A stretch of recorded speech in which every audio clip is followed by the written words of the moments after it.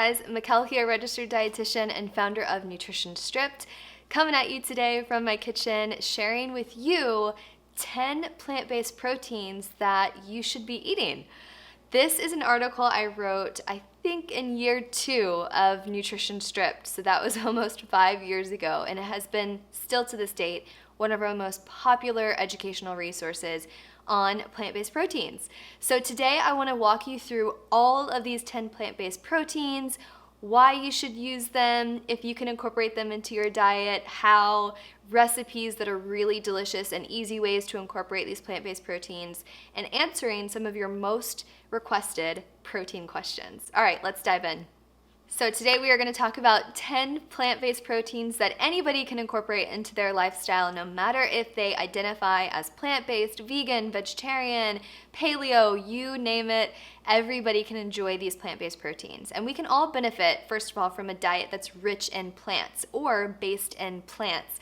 We get tons of great fiber, minerals, phytonutrients, antioxidants, healthy fats, carbohydrates, protein. So today I'm going to really do a deep dive on my favorite top 10 plant-based proteins. And we are going to start with number 1, lentils. Lentils are a great source of both plant-based proteins and also carbohydrates with a good amount of fiber. So in fact, lentils offer around 20 grams of muscle-building protein in a single serving after they've been cooked. And lentils are also considered to be a little bit of what I would call a starchy protein, like green split peas and some of your beans. So they can kind of be added into this unique category where they're both a starch and both a protein. And lentils contain a mix of both essential and non-essential amino acids, including globulin, which makes up most of half of the lentils' amino acid profile, and amino acids are basically the building blocks of protein. So besides these amino acids, lentils promote really great heart health with their content of fiber, insoluble fiber, and also starch, prebiotics, and potassium. So to top it off, lentils are really inexpensive, very easy to prepare, very filling because of all of that great fiber and protein. So in 1 cup of cooked lentils, there's around, like I said, around 20 grams, 18 to 20 grams of protein per cup. And in green peas, there's around 8 grams of protein. So you can use lentils with all of your favorite like spices, seasonings. You can enjoy them cooked plain. You can put them on salads, enjoy big nourish bowls, have 1 bowl skillet meals. You can try them in pasta dishes like a lentil bolognese recipe I have on Nutrition Stripped, or this really delicious like spring lentil salad, lentil sloppy joes. I have a beautiful red dal with butternut squash and coconut milk. So all of these are really hearty meals, and you can use lentils in vegetarian meatballs. You can use them in taco meat. There are literally endless ideas and ways to utilize lentils in recipes. Number 2, hemp seeds. Hemp seeds are probably one of my favorite plant-based protein sources, but they're also a great source of heart-healthy fats, mainly omega-3 fatty acids. Though they don't contain all amino acids, they're missing lysine, they're still considered an excellent source of protein for, again, vegans, vegetarians, whatever you might label yourself, but everybody in general. It's really interesting to note too that hemp seed oil contains all the essential amino acids along with one called arginine, which really helps with the production of nitric oxide, which is a very, very vital molecule for a strong cardiovascular system. So it's really interesting the difference between hemp seed oil and also hemp seeds. Now, hemp seeds have a little bit of fiber. They're subtly sweet. They're really like nutty, if you will, like a sunflower seed, and they could be used and added in so many recipes to boost the plant-based protein content. So in about 3 tablespoons of hemp seeds, there's around 10 grams of protein. And like I said, you can sprinkle these hemp seeds, which are really, really, really small, onto salads like my kale hemp tabbouleh, which is so, so good. You can add a few tablespoons to smoothies, to sauces, to thicken, which is a really nice texture when you blend hemp seeds. They become really creamy. You can also make plant milk from them, so using hemp seeds as milk. You can add them to hummus, to dips, dressings. I love blending hemp seeds into salad dressings because it really creates this creamy texture, and you boost the omega-3s, the fiber, and the protein like that, all within a blend. So if you're really looking to boost your protein and omega-3s, try some hemp seeds. Number 3, this brings me to another seed, chia seeds. Chia seeds are an ancient seed that's been used for centuries for their amazing ability to absorb water, and it turns into a gel-like substance, which, thanks to its soluble fiber content in the seeds, it's hydrophilic, meaning it loves water. So because of this really unique characteristic, chia seeds are great to add to meals when you want to thicken something naturally while boosting the fiber content. You do get a little bit of protein, of course, in chia seeds, and then like hemp seeds, you get some healthy fats like omega-3s. So as for protein, in particular with chia seeds, they're made up of about 20% protein, 25% fiber, and while the protein level can vary from batch to batch of the seeds, just depending on where they were grown, how they were grown, they do have really similar makeups, and they contain both essential and non-essential amino acids. So with most of them, again, like lentils, the main amino acid is globulin. So chia seeds are also really great because they're naturally gluten-free. They're, again, protein, they're fiber, omega-3s. So it's really great to incorporate if you're looking for a little boost of healthy fats and protein especially. So in about 2 tablespoons, you're gonna get around 4 to 5 grams of protein. And how you can use chia seeds is, I highly recommend first and foremost that you first start out with soaking the chia seeds for about 20 to 30 minutes, whether it's in water, almond milk, whatever kind of liquid you want, just to make sure that you're allowing the chia seed to absorb that water that it naturally wants to do anyway, but you're also consuming it after it's had that water intake so that you're not consuming it dry and it won't dehydrate you. So that's another big tip, is to really make sure that you're hydrating yourself as you're adding chia seeds into your diet, just because they are so fiber rich. And if your digestive system isn't primed or used to it or ready for that, it can just cause a little bit of potential digestive upset. So just make sure you drink water. Pretty easy. Number 4, quinoa. So quinoa is a gluten-free grain. Well, technically it's a seed, and it's similar to lentils. So for example, it's a little bit carbohydrate, starch, it's a little bit protein, right? So it's often classified as a starchy protein because it contains both these starchy carbohydrates and fiber, and then also you have a really great amount of plant-based protein.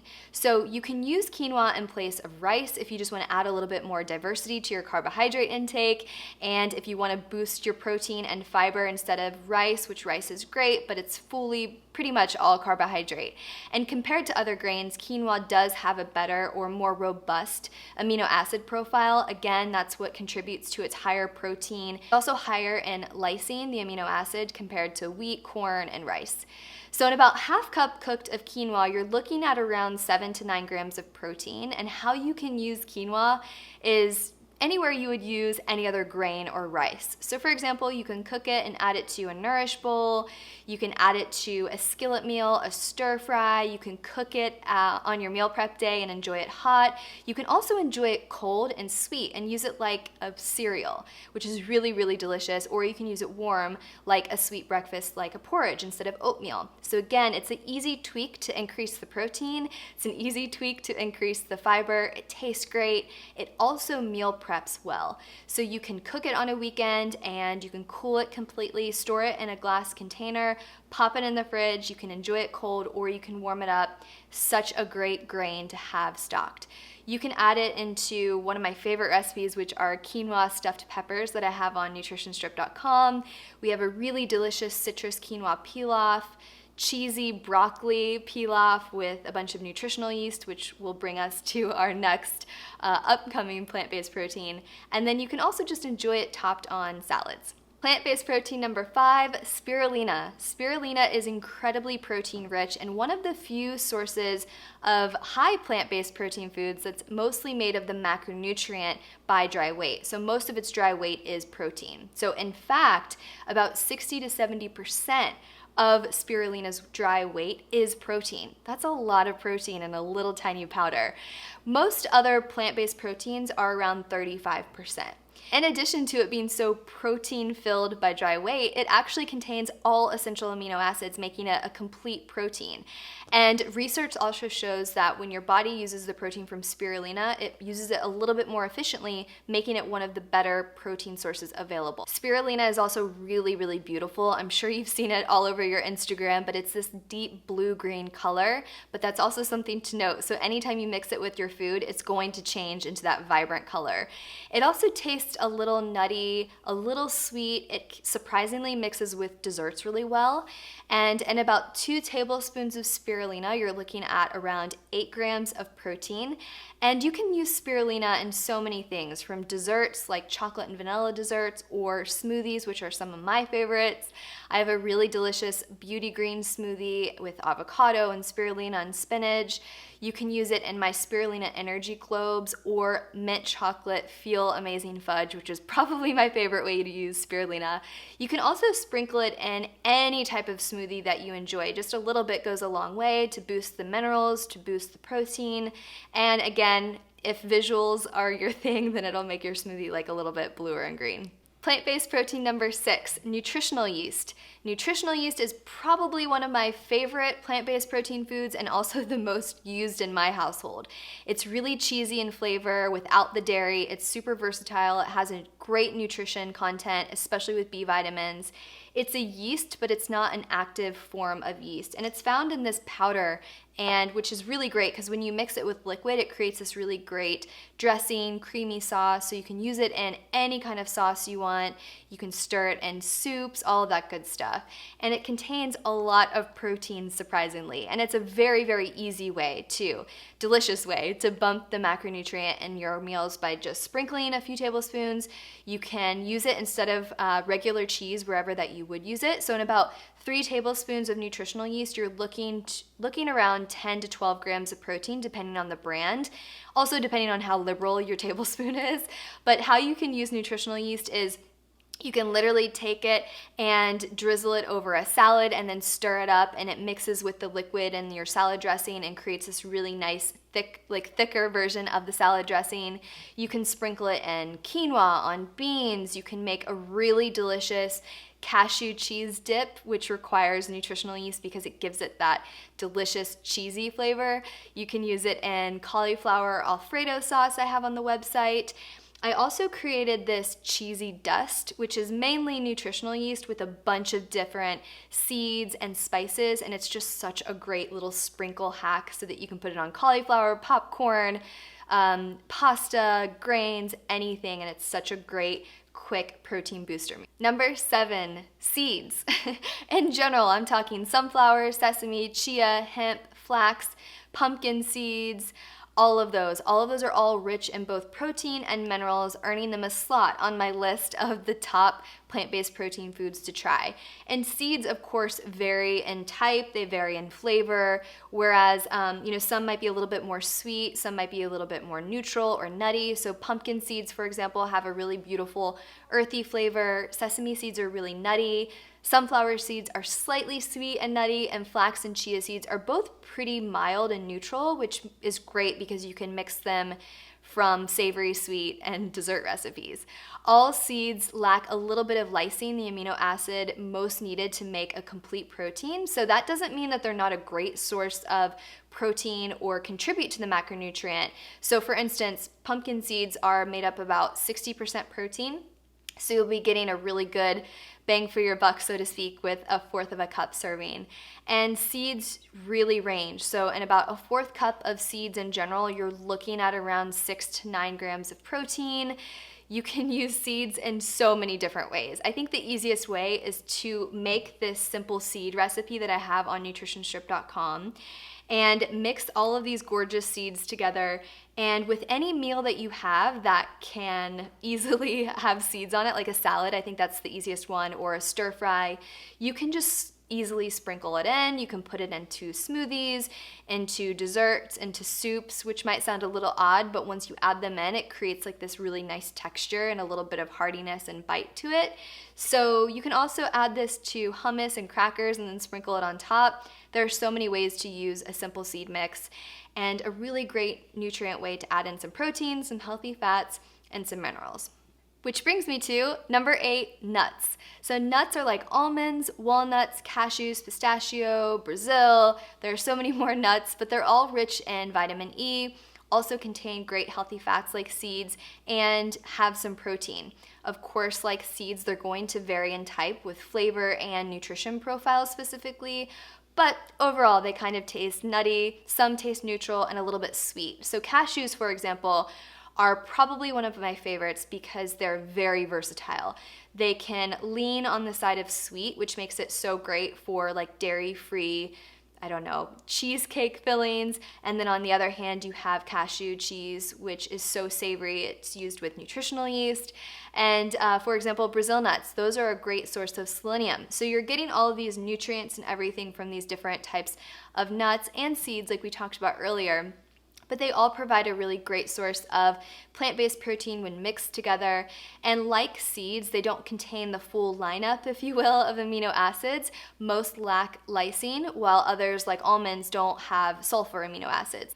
So when we're talking about the protein in nuts, around a 4th cup of nuts, similarly like seeds, you're gonna get about 6 to 9 grams of protein. And you can use them, like we were sharing earlier, in so many ways, from sweet, savory desserts. You can sprinkle them on salads. You can add them to a muesli recipe that I have, which is so great. You can grind nuts or seeds and make a flour with them and use them as gluten-free baking flour. You can make them into ice cream.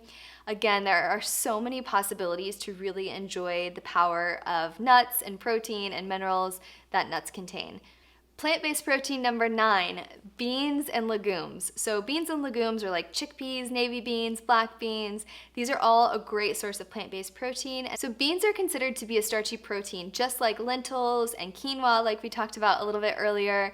And in addition, magnesium is a really great key player in legumes. And magnesium is such an important mineral. It plays a role in over 300 cellular functions, including muscle function, protein synthesis, as we're talking about proteins, blood sugar control, blood pressure regulation. It's also been shown to help decrease migraines, headaches, PMS symptoms, constipation. So if there's any more reason to enjoy beans and legumes, magnesium content alone is a great reason. And beans also contain many amino acids such as isoleucine, but they still lack others like valine and lysine. So one study also found that you'll digest anywhere from about 33% to 86% of the amino acids available in beans. And that percentage really varies across the different type of beans. So whether we're talking about black, red, or white beans, and also just your digestive capacity as well. The amount of plant-based proteins in beans is about 15 grams of protein per cup cooked. You can use beans really similarly like you would use lentils. So you can cook them with your favorite spices, herbs, seasonings. You can enjoy them plain. You can mash them up. You can add them with rice. You can make tacos with them. You can add them to soups, to stews. Make your own hummus. You can make vegetarian meatballs, burgers, meat sauce for spaghetti. There are so many ways to use different types of beans. And we also have a lot of recipes on nutritionstrip.com. Like one of my favorites is this really delicious chickpea meatball. So if you like chickpeas, you have to try that meatball recipe. And we have made it to the 10th and final plant-based protein we're talking about today. And we're talking about soy-containing foods such as tempeh, organic tempeh, tofu, edamame, all offering a complete plant-based protein which contain all amino acids, if you remember from earlier.